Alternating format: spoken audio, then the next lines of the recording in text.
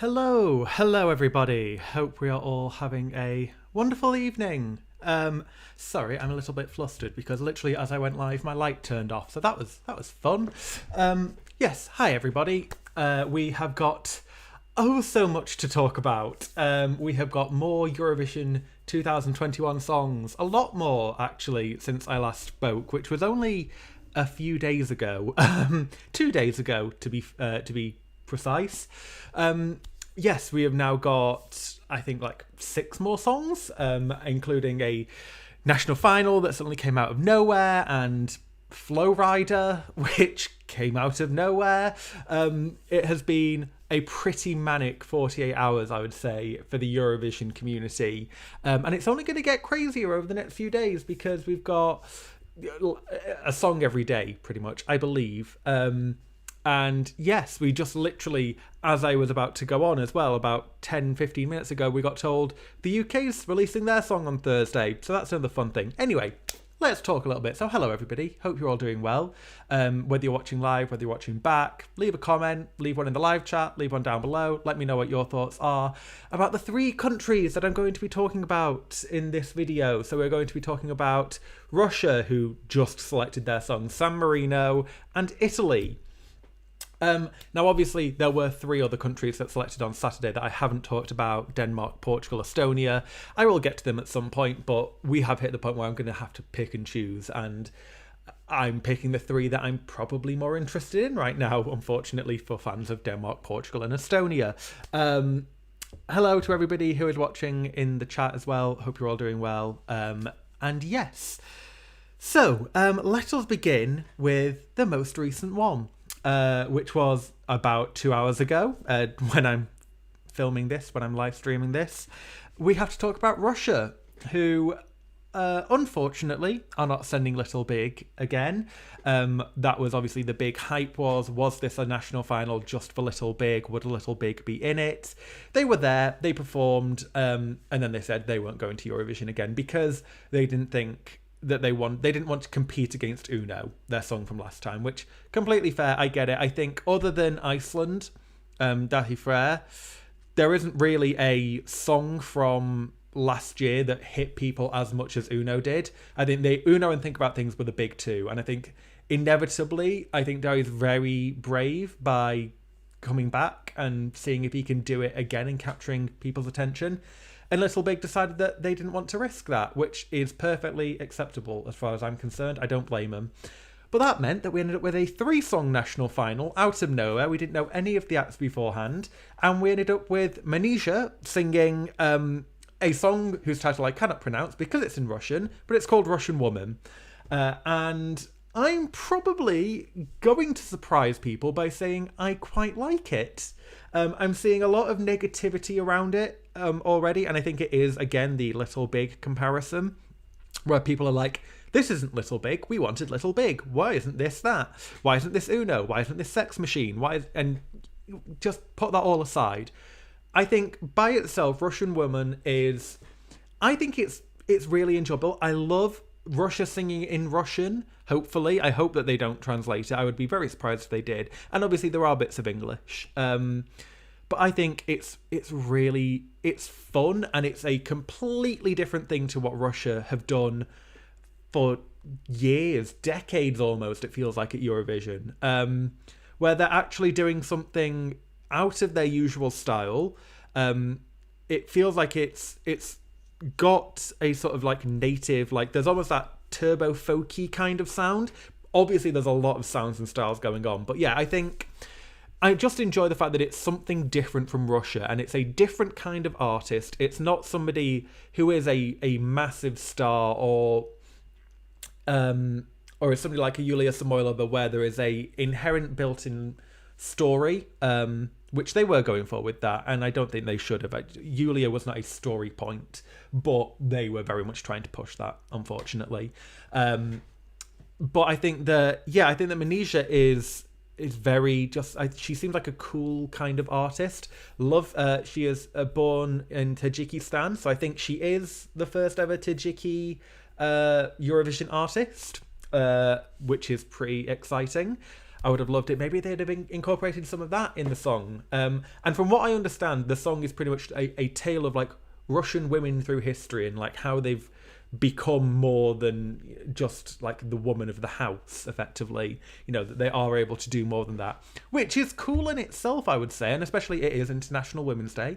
Happy International Women's Day to all my female followers. There's apparently more than I thought. I can see my analytics. I stereotype Eurovision fans sometimes. I know that I actually have a lot of like. There's so many women involved with Eurovision, which is cool, and it is silly to stereotype. Yeah, I think that it's something quite interesting and it's daring for Russia, and I think it's particularly daring in semi-final 1 because semi-final 1 is stacked. We know that at this point. It is going to be ridiculous, and I think that in amongst all the other songs, this will stand out still because it's so different. And yeah, okay, we do have to touch on the fact that there is a lot going on, and I like most of it. But it does feel like you're just constantly being hit by a different like kind of style or song. So you've got that like turbo folky. It's probably not turbo folk, but it sounds like that to me. Then you've kind of got like an almost rap part, and then there's the big like operatic moment, which feels very much like Georgia 2019, which didn't end well for Georgia 2019.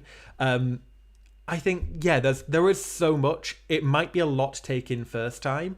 But I have listened back to it. I've watched it a few times now, and I think it is actually it's enjoyable for what it is. And yeah, I think it's definitely not a contender to win, I would say, but I would not rule this out. I think that this is a potential qualifier, even without I think. Even without a great draw, it's in the first half of semi-final 1, which we know that there's going to be a lot of big hitters later on. I just think that there's something that will stand out about it. There's probably not going to be, other than Ukraine, another song that is in a native language, so that might help. I can see some juries respecting this. Actually, maybe Belarus maybe will sing in Belarusian. Who knows? But, on that note, Russia will have Belarus's support. It's probably going to get guaranteed 24 points there. And, it's going to have quite a nice bit of support, I reckon. So do not rule this out. Do not think that Russia are going to miss out on the final again for the second time in history.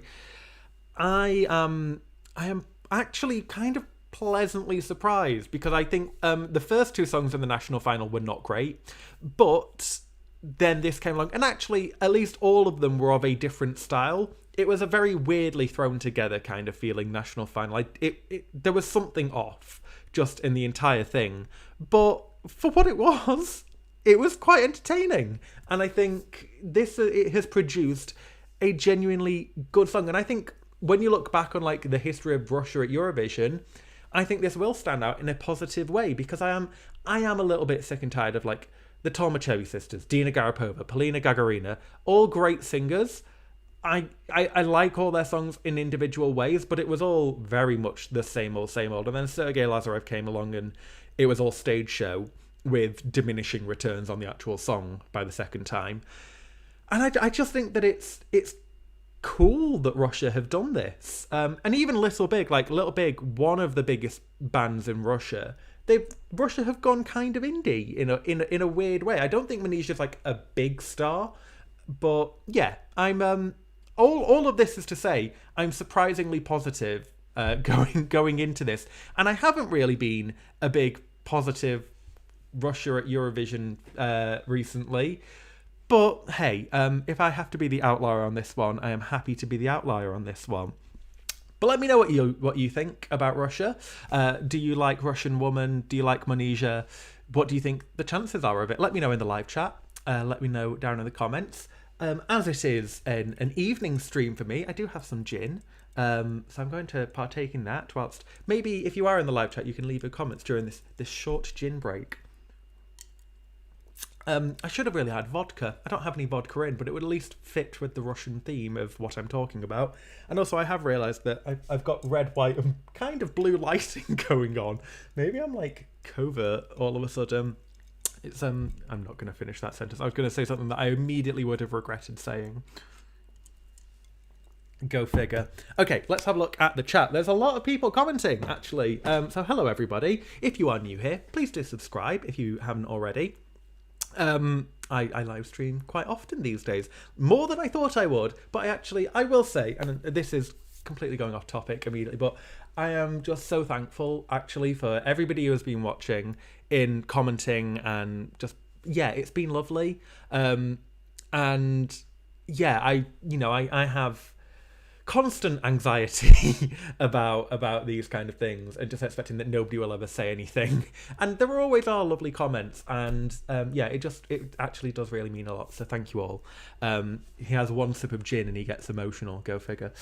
Okay. Yes, lots of people saying hello. People saying my favourite one in Russia. People saying Russia said they should select a feminist on International Women's Day.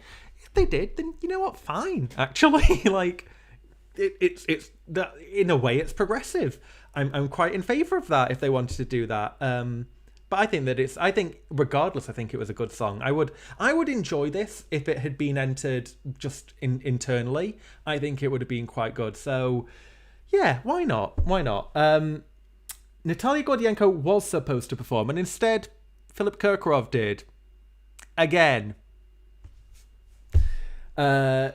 She is a UN Goodwill Ambassador. Yeah, there's a lot of... I want to find out more about Manizha, actually, because I think she was at some event that William was at a few years ago in Russia. I don't know whether she performed then, but I think she's, like, floated around. I think she does do, like, a lot of different types of music. So, yeah, I need to do a bit more research. I didn't have time because I was doing a Japanese lesson. I learned Japanese now as well.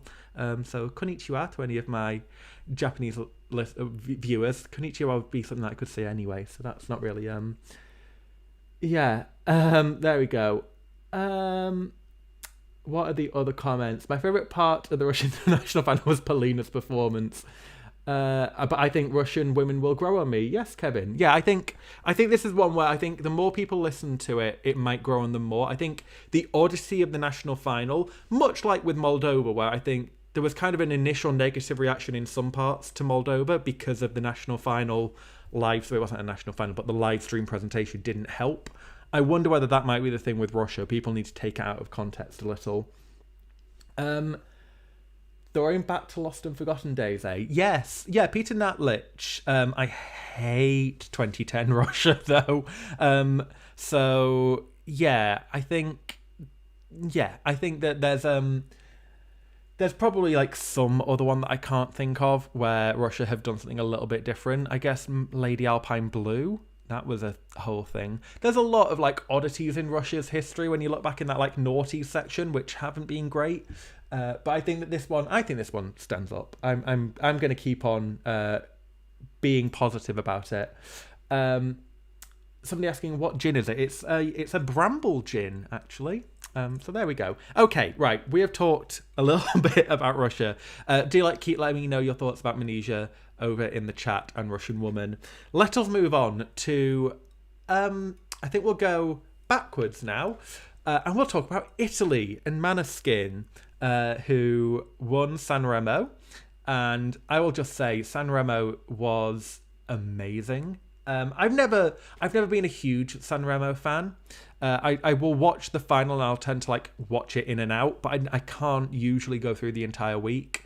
And I did miss the cover night this year, but otherwise, like, I was watching it pretty religiously, and yeah, I thought it was such a strong field. There were so many great contenders, and I think that in the end, one of the most worthy ones won.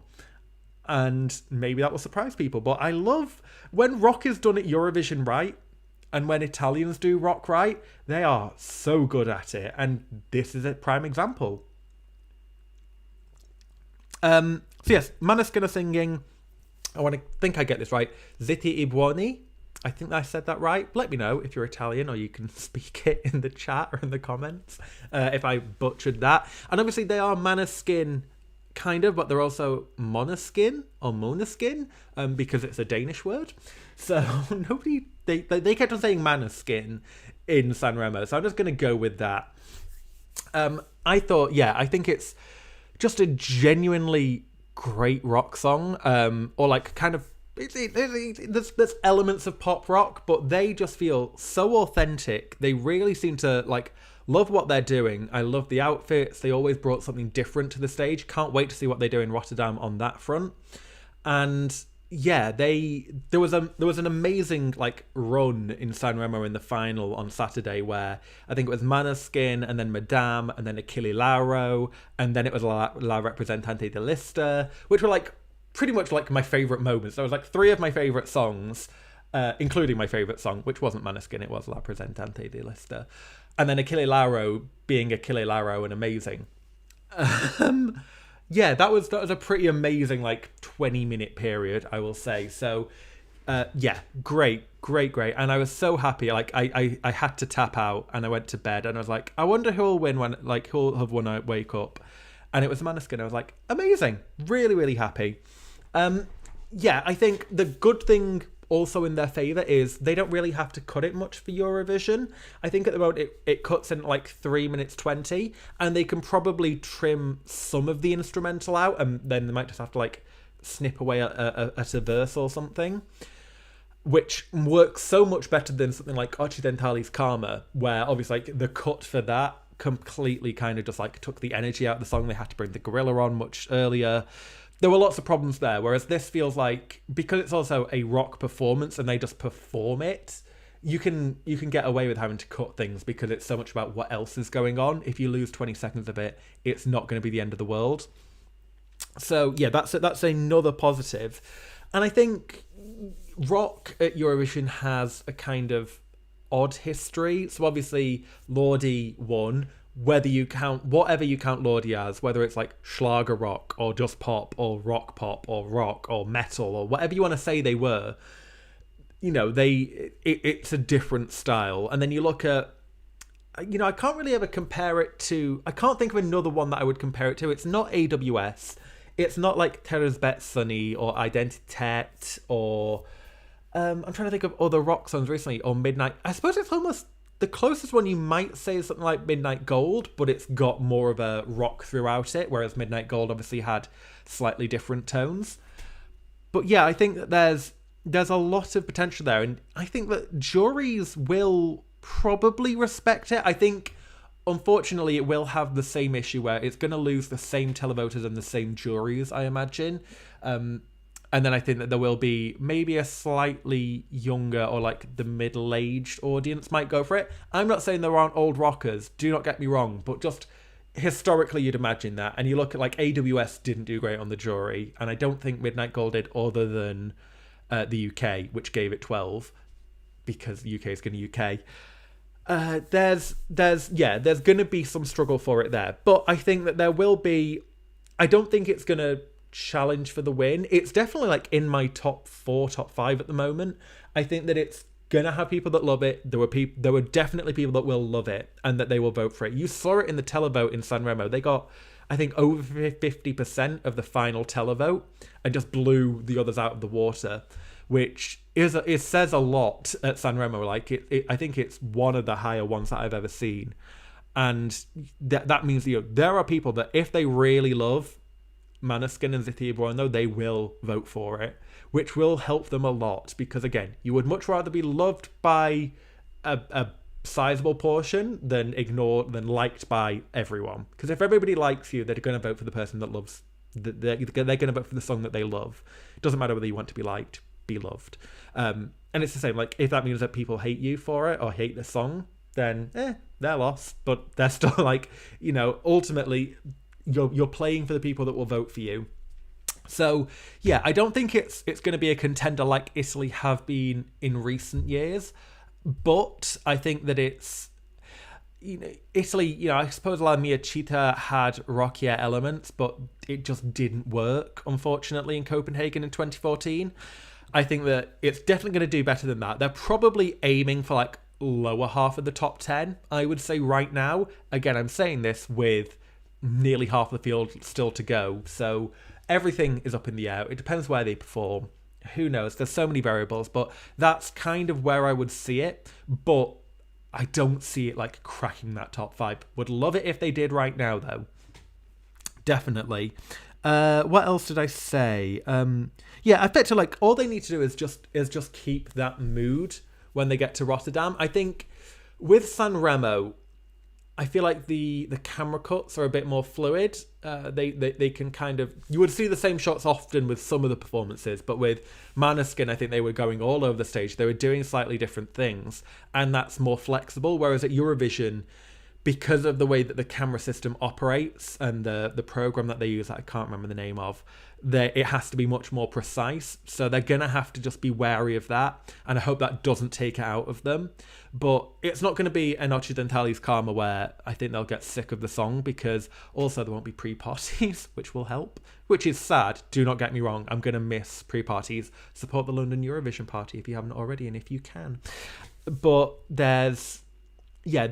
I think there's a lot of potential here. And I know rock isn't for everybody, but they seem to be doing well on the Eurovision scoreboard app.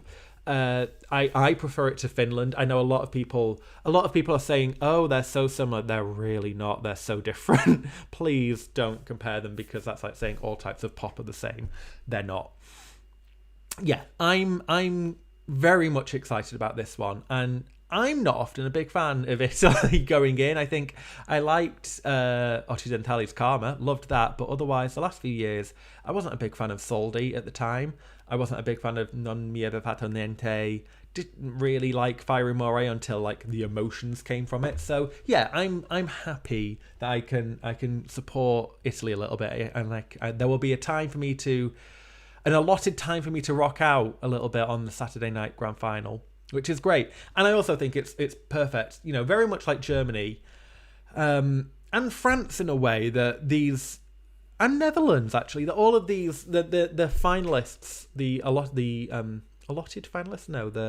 automatic finalists, for the most part, have actually not played it safe, and they've gone for something a little bit different, which I think is very commendable. And then Spain have done a respectable entry. The UK, we are going to find out. It looks like it's going to be up tempo, and hopefully it's going to be fun. It looks like it has production in the music video, so I don't think it's going to be anything wildly different, but I'm hopeful for the UK. But yes, very, very happy with Italy's choice. What do you think about Måneskin? Do you like them? Who was your winner of San Remo? I know a lot of people obviously loved Francesca Michelin and Fedez, and they got better each night it went along. I know Marmetta, very, very respectable. There's so many good songs there. So yeah, let me know what your favourites were in the comments or in the live chat. And we are obviously about to touch on the story, it feels like, of Eurovision 2021 so far, which is San Marino. So get ready. Let me know your thoughts in advance, maybe, of San Marino. Because that was a moment that we went through on Sunday, the Eurovision community as a whole, I feel like. So yeah, let me know your thoughts on that. Let's have a look over at the comments. Do you think this is a long time format for Russia? Yaya Ding Dong fan says. In terms of the national final, I like the style. The thing with Russia, obviously, the broadcaster alternates year on year, I think, although it's been a bit weird because like Yulia Samolova didn't go and then did, and it was the same broadcaster, and then I think it's the same thing this year, so I assume they're still alternating, but we'll see. I would quite like a national final in a way because it's something a bit different. Italy giving me winner vibes, Olivia says, my number one, and Italy as always bring quality and competitive entry. I really love Måneskin, my number one at the moment. So yeah, a lot of people actually really big fans, really big fans. And a lot of, yes, Chris Wharton says, Italy is so good, my second behind only Finland. And then also says, Finland and Italy are totally different. No comparison at all for me. Yeah, please, I do see that occasionally. Like, there have been comments about it. So, yeah, don't compare them, because I don't think that most people will. And they'll probably be kept far enough apart if they both make it to the final. Wouldn't be surprised if Finland don't. But, yeah, I think they'll be far enough apart that that won't even be an issue, you assume. So yes, very, very good, and lots of people positive about Italy.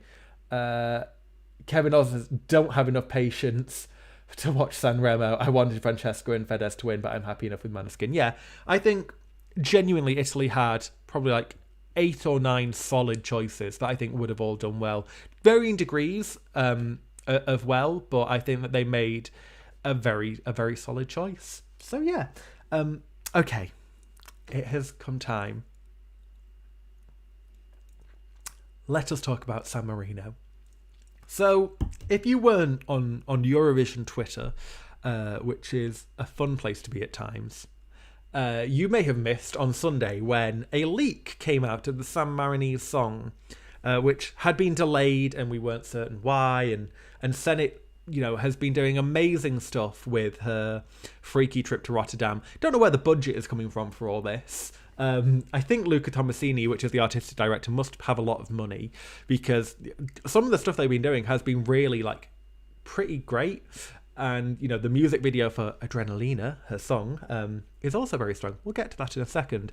So yes, you may have missed, a leak came out and everybody was like, oh, cool, this sounds good. And you get about 2 minutes in and then all of a sudden, Flo Rida turns up, which... So, San Marino are sending Senhit with Adrenalina, featuring but not featuring Flo Rida, who is in the music video. And it's one of the most bizarre moments of Eurovision where you then are for 6 hours wondering, are San Marino actually going to send Flo Rida to Eurovision? That's a different version to the Eurovision version.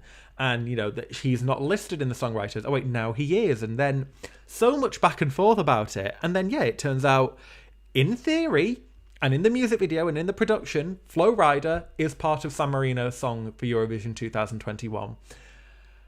He might not be on stage in Rotterdam. I have a feeling he won't be. I have a feeling that San Marino's plan was fly him out to do the recorded version, the on tape version that everybody was / still is doing, and that would be fine. They could get around it that way.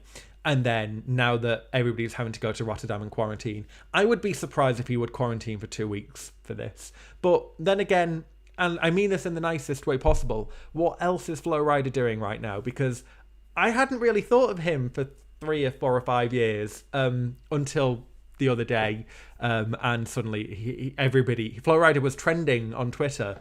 And don't get me wrong, I loved Flo Rida at the beginning of last decade, which sounds worse than it is. But he's had some great hits. He introduced us in some ways to Kesha, which I'm forever thankful for.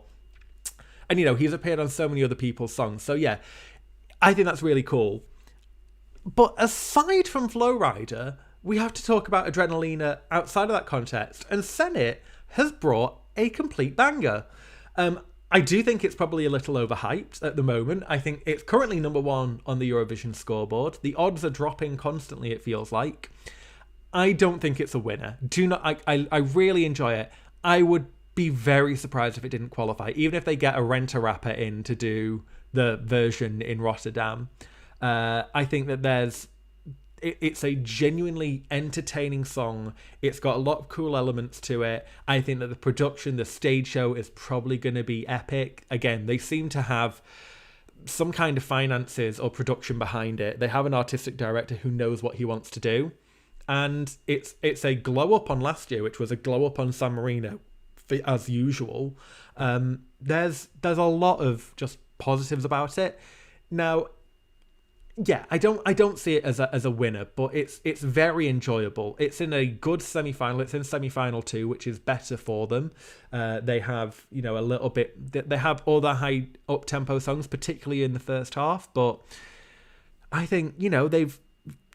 It would be a shock, I think, at this point if San Marino didn't qualify, because I think it's genuinely good enough as a song to qualify, ignoring everything else around it. Even if you took the rap part out and it being Flo Rida, I think it's actually really good, and I think it's better than Moldova, my opinion right now, and it's up there with Serbia. Serbia brings something very different. Serbia bring their style to it, whereas San Marino going something different. There's something just so... It's remarkable in a way that, San Marino have gone from, the days of Valentina Monetta and Jimmy Wilson, and now it's Senhit and Flo Rida, which, it's a returning Eurovision star and an American guest performer. Great. They've reworked that formula. Didn't work so well in 2017, and they found the better version. I wouldn't book Valentina's backyard for 2022 yet. That sounds weird, but if she has an Airbnb, you can rent it out. It's very enjoyable. And I think it's what people will tune into Eurovision to expect. And if they can get Flo Rida, that will be the talking point. That will get all the coverage beforehand, and that will just keep on helping them along. It does work. I don't think it'll be a Dita Von Teese moment, hopefully. Maybe the thing, you do wonder, like, are they going to try and claim that he's backing vocal and that maybe they'll like put a video on or a hologram or something? There's going to be some workaround, I imagine, because I just can't imagine Flo Rida on the Eurovision stage. If they get in there, that'll be the gag of the century. But yeah, other than that, I do really enjoy it. And it's, again, I have listened to it. It's currently definitely, again, it's another one that is in my top ranking. It's not my number one. It's not even in my top three, I think, at the moment. But genuinely, like, well done, San Marino, for managing this. Because they've pulled it off, and they have stolen the headlines. They've done everything that they intended to, I feel like, with this. And there is now the constant mystery, and it will keep in Eurovision fans' mind, particularly up until Rotterdam. Will Flo Rida be there? Will he not? Are they just going to drop it at the last minute again? So they are outplaying some of the very best at keeping Eurovision fan hype, I will say. We always used to say Bulgaria used to be very good at like teasing people along. And I think it's that knowing thing which is really good about San Marino, because Senhit was very much teasing it throughout yesterday, and they worked with it. It leaked early, so they pushed the song release forward by a day, and they played it all very, very well. The music video as well, you can see there's some artistic ideas there. There's like, I like the color pops. Senhit, I think, she can sing. She's very, very good. I'm sure that she will be able to bring it very well on stage, whether she has to do it by herself. There'll be dancers though. There's so much like still questions about this, which is great because it's something to look forward to. They've not just given us the entire package. We're still now waiting, and we want to find out more. So yeah, I don't think it's a winner. It would be, imagine that if San Marino won Eurovision. I don't think it is. If at the end of the day, if Fuego wasn't going to win Eurovision, Adrenalina isn't going to win Eurovision. But I think it will be very respectably placed in the end. Maybe it'll be their best ever result. They don't have Serhat's Turkish diaspora vote, which did help them along, I think, quite a bit. He finished 10th in the televote in 2019. Who would have thought that going in, and with that performance? But if they can merge everything together, it's just entertaining. And that's all that you want at Eurovision, is to be entertained. And they are doing very, very well at doing that so far. So keep on going with it, San Marino, because we're all on a very freaky trip to Rotterdam together. Right, let's have a look over at the chat. So let me know what your thoughts are. Oh wow, there are a lot of people. Saying low-key shock, still in shock about it. How much money do they have to pay for Flo Rida?